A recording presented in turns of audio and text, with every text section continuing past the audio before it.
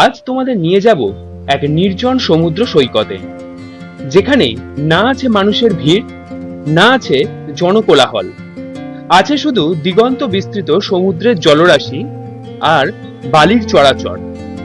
সমুদ্রের পাড় জুড়ে আছে ইউক্যালিপটাস আর ক্যাশুয়ারিনের বিস্তীর্ণ ঘন জঙ্গল, যেখানে বিকেল বেলায় মন কেমন করা এলোমেলো বাতাসের ভিড়ে উপভোগ করা যায় এক অসাধারণ মায়াবী সূর্যাস্ত। আর এই সুন্দর নির্জন জায়গায় থাকার জন্য সন্ধান দেব খুব ভালো একটা রিসর্টেরও, যেখানে থাকবে প্রাইভেট ব্যালকনি সহ ডিলাক্স রুম, সুইমিং পুল, বিশাল বড় ইনহাউস রেস্টুরেন্ট ও কমপ্লিমেন্টারি ব্রেকফাস্টেরও ব্যবস্থা।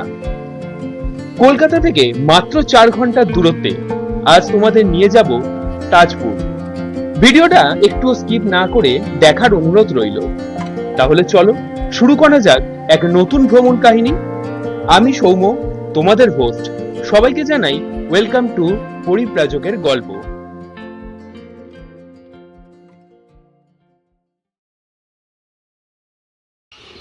Good morning. ঘড়িতে এখন সময় বলছে ভোর 5টা, আর ক্যালেন্ডার বলছে 5 এপ্রিল, শনিবার। আজকের জার্নিটা স্টার্ট করছি কোন্নগর থেকে। সূর্যি মামার দেখা এখনো মেলেনি। চারদিকটা বেশ অন্ধকার, আর কোন্নগর স্টেশনটাও বেশ ফাঁকা। 5:15 ব্যান্ডেল হাওড়া লোকাল অগত্যা এলো 5:35-এ। এবার কিছুটা লোকজনের ভিড় দেখা গেল প্ল্যাটফর্মে। এত সকালের ট্রেন, সেটাও কিনা লেট। আসলে ট্রেন লেট করে আসাটা এখন ইন্ডিয়ান রেলওয়ের একটা ডেলি অভ্যাসের মধ্যেই পড়ে। তো যাই হোক, ট্রেনে উঠে চলে এলাম ফার্স্টে বালি স্টেশন। তারপর খানিকটা হেঁটে এসে সিঁড়ি দিয়ে উপরে উঠে চলে আসলাম বালি হল্টে। নিচে দেখা যাচ্ছে বালি স্টেশন। পড ও মেন লাইন দুটো ভাগ হয়ে গেছে। আর ওই দেখা যাচ্ছে সূর্যি মামা পূব আকাশ আলোকিত করে নতুন দিনের প্রথম প্রহরের আলো কিভাবে দিক দিগন্ত ছড়িয়ে দিচ্ছে। এরপর উঠে পড়লাম বাসে আর সোজা চলে এলাম ডানলপে। কোথায় যাচ্ছি সেটা তো এতক্ষণে জেনেই গেছো। হ্যাঁ, তাজপুর। আর সেই তাজপুর যাওয়ার জন্য আমার আজকের বাস জার্নি শুরু হবে এখান থেকেই। ডানলপ থেকে দীঘা যাওয়ার বহু ট্রাভেলারের বাস পাওয়া যায়, এমনকি সরকারি বাসও। আজ আমি যাব মণিকাঞ্চন ট্রাভেলের বাসে। ঠিক সকাল 7টা নাগাদ আমাদের বাস চলে এলো। যারা রানাঘাট, নৈহাটি বা কল্যাণীর দিক থেকে দীঘা যেতে চাও, তারা এই মণিকাঞ্চনে ট্রাই করতে পারো। এসি বাসের ভাড়া 350 করে। এদের কন্ট্যাক্ট ডিটেলস আমি ডেসক্রিপশন বক্সে দিয়ে রাখবো। তাহলে চলো শুরু করা যাক 4 ঘন্টার এই রোড জার্নি।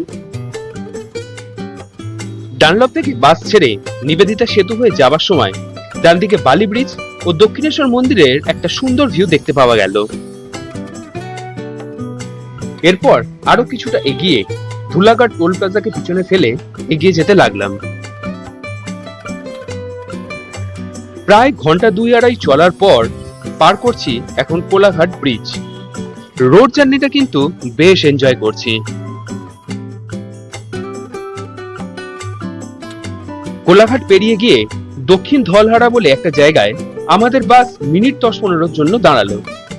এখানে টয়লেটের ব্যবস্থা আছে, এছাড়া টুকটাক ছোটখাটো খাবার দোকানের ব্যবস্থাও আছে। কিছুটা সময় বিরতি পর্ব কাটানো, এই আর কি।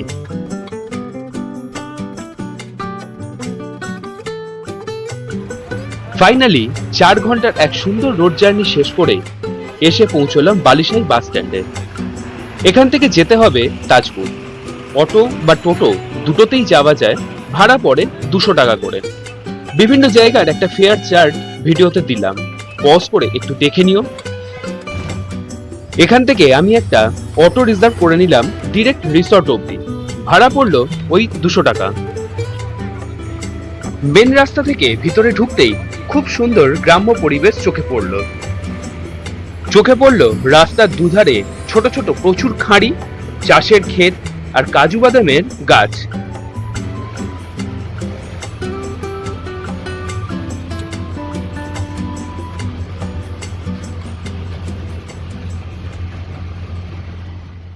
ফাইনালি চলে এলাম আমাদের রিসর্টে। রিসর্টের সামনে খুব সুন্দর একটা সাঁকো করা আছে। সাঁকোর ওপারে হচ্ছে মেন রোড, যেটা দিয়ে আমি এলাম। ওই রাস্তাটাই তাজপুর সি বিচ হয়ে দীঘা মোহনা চলে যাচ্ছে। আর এদিকে এই জায়গায় টোটাল 3টে রিসর্ট রয়েছে, ক্রিস্টি রিসর্ট, ব্লু ওয়েভস আর লা ম্যাকাও। এই 3টে রিসর্টই তাজপুর বিচের একদম কাছে। আমার আজকের আস্তানা এই ব্লু ওয়েভস রিসর্টে। বাকি দুটো রিসর্টের ট্যারিফটা একটু বেশি বলে এটাই চুজ করলাম। মেন এন্ট্রান্স দিয়ে এন্ট্রি করলে চোখে পড়বে বেশ বড় একটা পার্কিং এরিয়া। ডান দিকে আছে খুব সুন্দর একটা রাধাকৃষ্ণের মন্দির। এবার চলো ভেতরে যাওয়া যাক, তোমাদের পুরো রিসর্টটা একবার ঘুরিয়ে দিই। আর আমাদের রুমটা ওরা রেডি করে দিলে রুম ট্যুরটাও করিয়ে দেব। গেট দিয়ে ঢুকলে ফার্স্টেই চোখে পড়বে একটা বেশ বড় আর সাজানো গোছানো সিটিং এরিয়া। ডান দিকে আছে খুব সুন্দর রিসেপশন এরিয়া, আর লিফটেরও ব্যবস্থা কিন্তু আছে এই রিসর্টে।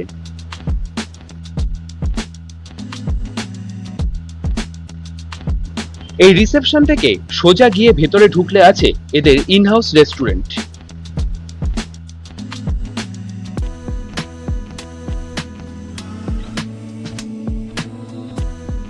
বেশ বড় আর বেশ সুন্দর এদের এই ডাইনিং এরিয়া।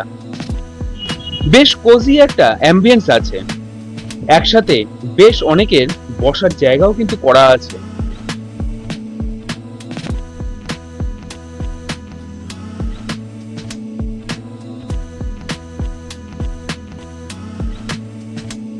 রেস্টুরেন্টের গেট দিয়ে ঢুকে রাইট সাইডটা কিন্তু বাফেট সেকশন, সেটাও কিন্তু বেশ সুন্দর করে সাজানো। এবার যাওয়া যাক এই রিসর্টের সবচেয়ে ইন্টারেস্টিং পার্ট, রুফটপে। এই রিসর্টের 4th ফ্লোর অর্থাৎ রুফটপে গেলে ফার্স্টে রাইট সাইডে চোখে পড়বে সুন্দর আর ছোট একটা বসার জায়গা। সোজা সিঁড়ি দিয়ে ওপরে গেলে সুইমিং পুল, আর লেফট সাইডে এরকম উডেন ফার্নিশ করা বেশ বড় একটা সিটিং এরিয়া। সন্ধ্যের পর এখানে বসে আড্ডা মারতে মারতে স্ন্যাক্স বা ড্রিঙ্কস এনজয় করা যায়।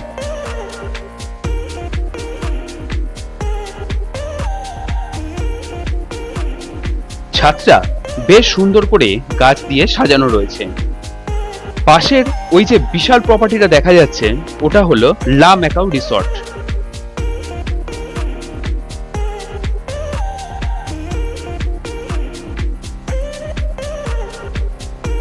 এবার তোমাদের রুফটপ সুইমিং পুলটা একবার দেখাই, যেটা এই রিসর্টের মেন অ্যাট্রাকশন।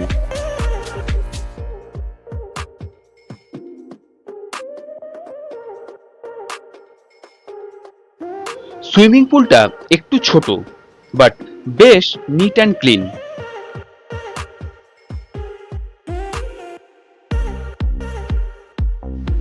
সাইডে একটা ছোট বেবি পুলেরও ব্যবস্থা রয়েছে। এবার চলে এলাম ফার্স্ট ফ্লোরে।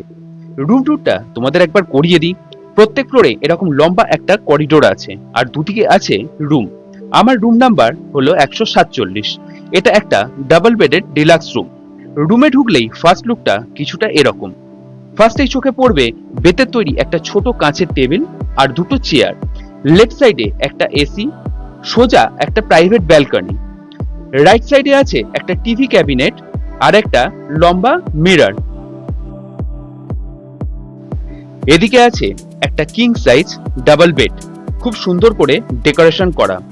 বেডের দুপাশে দুটো side table with switch board and charger port আর একটা ইন্টারকম। রুমে ঢুকে লেফট সাইডে চোখে পড়বে একটা ছোট ড্রেসিং এরিয়া। নিচে আছে মিনি ফ্রিজ, ছোট একটা মিরর, ডেন্টাল কিট আর চা কফি বানানোর সরঞ্জাম। আর আছে আর একটা ওয়ার্ড্রপ, জামা কাপড় আর জিনিসপত্র রাখার জন্য। ঠিক তার পাশেই রয়েছে ওয়াশরুম, বেশ স্পেশিয়াস, নিট অ্যান্ড ক্লিন, আর সমস্ত রকম অ্যামিনিটিসও আছে।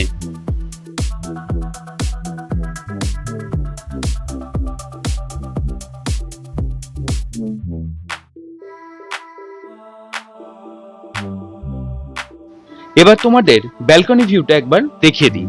ব্যালকনি থেকে এই রিসর্টের একটা গার্ডেন ভিউ পাওয়া যায়। এই রিসর্টের প্রত্যেকটা রুমের সাথেই এরকম প্রাইভেট ব্যালকনি করা আছে।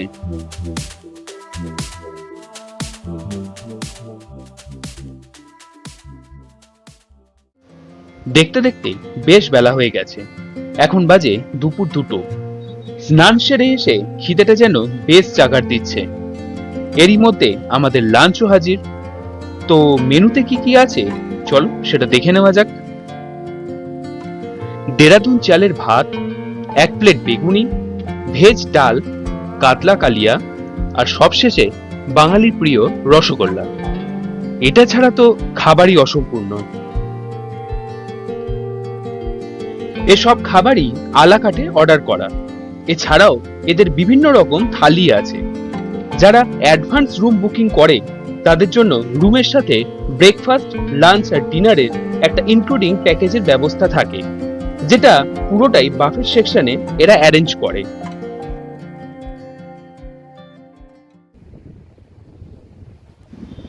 তো এখন বাজে বিকেল 4:30। দুপুরে খাওয়া দাওয়া করে একটু ঘুমিয়ে পড়েছিলাম। খাওয়াটা বেশ জমিয়ে হয়েছিল আর কিছুটা টায়ার্ডও ছিলাম। এখন চলে এসেছি তাজপুর সি বিচে। আমাদের রিসোর্ট থেকে হেঁটে মিনিট 5। এই জায়গাটা পুরোটাই বোল্ডার দেওয়া, আপ টু ওল্ড দীঘা অব্দি। আর এই যে ডান দিকের এই রাস্তাটাই সোজা দীঘা অব্দি চলে যাচ্ছে। বাঁ দিকটা পুরোটাই বালির sea beach, up to Mandarmani অব্দি, কোনো বোল্ডার নেই। আর এদিকটা এরকম বাঁশের মাচা করা প্রচুর খাবার হোটেল আছে। অর্ডার দিলে এরা সবকিছু খাবার বানিয়ে দেয়।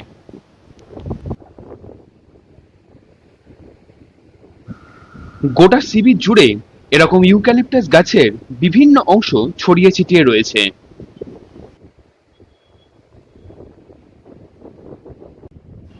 আর এদিকটা রয়েছে ক্যাসুয়ারিন আর ইউক্যালিপটাস গাছের বিস্তীর্ণ ঘন জঙ্গল।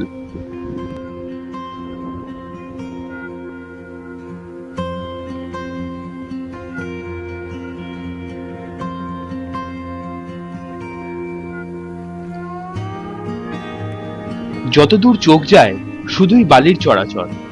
এতটাই নির্জন এই সমুদ্র সৈকত যে স্টারফিশ, লাল কাঁকড়াদের অবাধে শান্তিপূর্ণভাবে বিচরণ করতে দেখা যায়। জনমানব শূন্য এই দিগন্ত বিস্তৃত সমুদ্রের জলরাশিরাও মন খুলে খেলা করতে পারে এখানে, কারণ কারো শরীরে লেগে তাদের ঢেউ ভেঙে যাওয়ার ভয় থাকে না। জনকোলাহল মুক্ত এই সমুদ্র সৈকতে কান পাতলে শোনা যায় মন কেমন করা এলোমেলো বাতাসের গান। নেমা যায় প্রাণ ভরে নিঃশ্বাস। ঘন্টার পর ঘন্টা এই সমুদ্র সৈকতে বসে কাটিয়ে দেওয়া যায় আর উপভোগ করা যায় এক অপার্থিব শান্তি। ওই যে সময় হয়ে এসেছে সূর্যদেবের এবার পাটে বসার। শেষ বিকেলের রক্তিম আভা দিক দিগন্তে কিভাবে ছড়িয়ে দিয়েছে দেখো। রঙের খেলায় এই সমুদ্র সৈকত এক অদ্ভুত মায়াবী রূপ নিয়েছে, তাই না?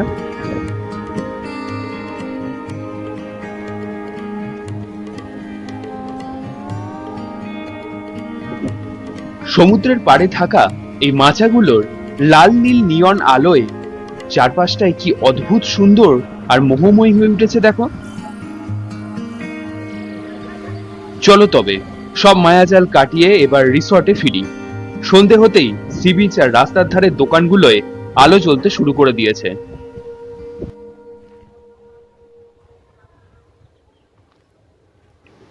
বেশ সুন্দর আলোয় সেজে উঠেছে আমাদের রিসর্টও। রিসর্টে থাকা এই ছোট্ট রাধাকৃষ্ণের মন্দিরটাও দারুণ লাগছে। এখন চলে এলাম রেস্টুরেন্টে রাতের খাবারের অর্ডার দিতে আর কিছু স্ন্যাক্সেরও। সি বিচে ঘুরতে ঘুরতে বেশ অনেকটা সন্ধে হয়ে গেছে, তাই এখনই খাবারের অর্ডার দিতে হবে। এখন যাব সুইমিং পুলে, তো ওখানেই স্ন্যাক্স ওরা সার্ভ করে দেবে। সন্ধেবেলা রেস্টুরেন্টটাও কিন্তু বেশ সুন্দর লাগছে। সন্ধ্যের সময় রুপটপটা কতটা কালারফুল লাগে দেখো। চারদিক লাইট দিয়ে সাজানো আর আলো ঝলমল করছে। বিশেষ করে এই সিটিং এরিয়াগুলো ফ্রেন্ডস ফ্যামিলিস এর একটা গ্রুপ নিয়ে এলে দারুণ এনজয় করা যায়।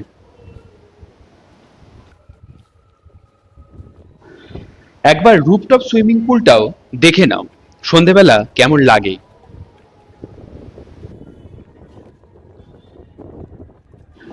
প্রচুর হাওয়া এখানে, যেহেতু সামনেই সি বিচ আর চারদিক একদম ফাঁকা। এরকম পরিবেশে সুইমিং পুলে বেশ এনজয় করা যায়। এই সন্ধেবেলা রুফটপে দাঁড়ালে পাশের দুটো রিসর্ট আর তাদের সুইমিং পুলগুলোও কিন্তু বেশ কালারফুল লাগে।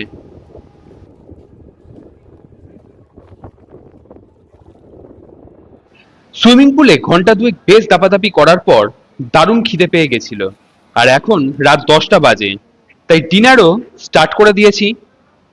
সুইমিং পুলে যেহেতু মোবাইল নিয়ে নামিনি, তাই কিছু দেখাতে পারলাম না। ডিনারে নিয়ে নিয়েছি 1 প্লেট চিকেন ভর্তা, তাওয়া রুটি আর শেষ পাতে রসগোল্লা। এই হলো রাতের মেনু। ডিনার শেষে রাতের বেলা রিসর্টের বাইরে এলাম একটু হাঁটতে। ঘড়িতে বাজে এখন রাত 11টা। চারদিক এখন একদম ফাঁকা আর শুনশান। সামনে শুধু এই 3টে রিসর্টের আলোই জ্বলছে। সূর্যাস্তের পর সি বিচের কাছে কয়েকটা দোকান ছাড়া এই তাজপুর একদম নির্জন আর নিস্তব্ধ। একটা গোটা দিন কোথা দিয়ে কিভাবে কেটে গেল বুঝতেই পারলাম না। এক রাতের জন্য তাজপুর কিন্তু বেশ ভালো জায়গা। আর যদি বলি আমাদের রিসর্টের কথা, এক কথায় খুব ভালো। এদের প্রতিটা স্টাফ, এদের সার্ভিস, রুম, এমনকি খাওয়া দাওয়া সবকিছুই একদম perfect.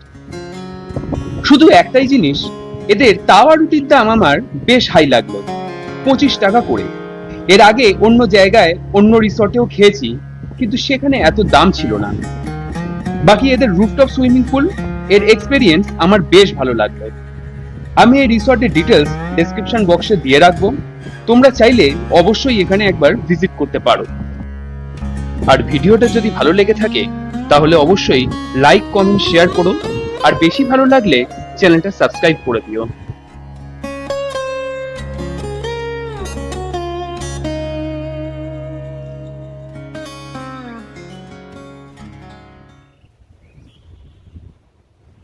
Good morning from Tajpur.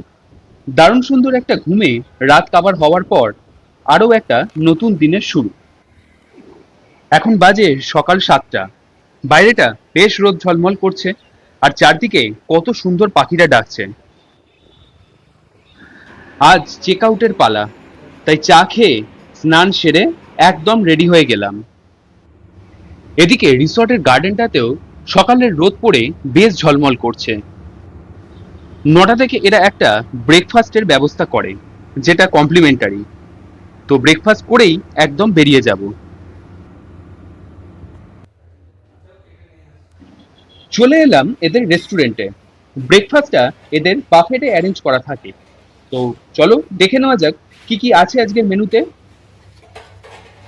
Milk সাথে কর্নফ্লেক্স, স্যালাড আছে, ওয়াটারমেলন জুস, বয়েলড এগ, পোহা বা চিড়ের পোলাও, পুরি আর সবজি, ব্রেড আছে, সাথে জ্যাম বা বাটার। বেশ ভালো অ্যারেঞ্জমেন্ট কিন্তু।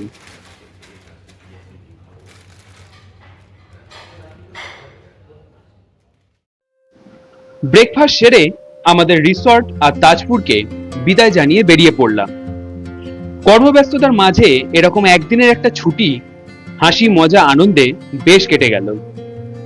যে কোনো জায়গা থেকে ফিরে যেতে বেশ খারাপ লাগে, কিন্তু ফিরতে তো হবেই, না হলে নতুন কোনো জার্নি শুরু হবে কিভাবে। তাহলে পরিব্রাজকের তাজপুর ঘোরার গল্প এখানেই শেষ করা যাক। আবার ফিরে আসবো নতুন কোনো বেড়ানোর গল্প নিয়ে। ততক্ষণের জন্য ভালো থেকো, সুস্থ থেকো আর অবশ্যই অপেক্ষায় থেকো।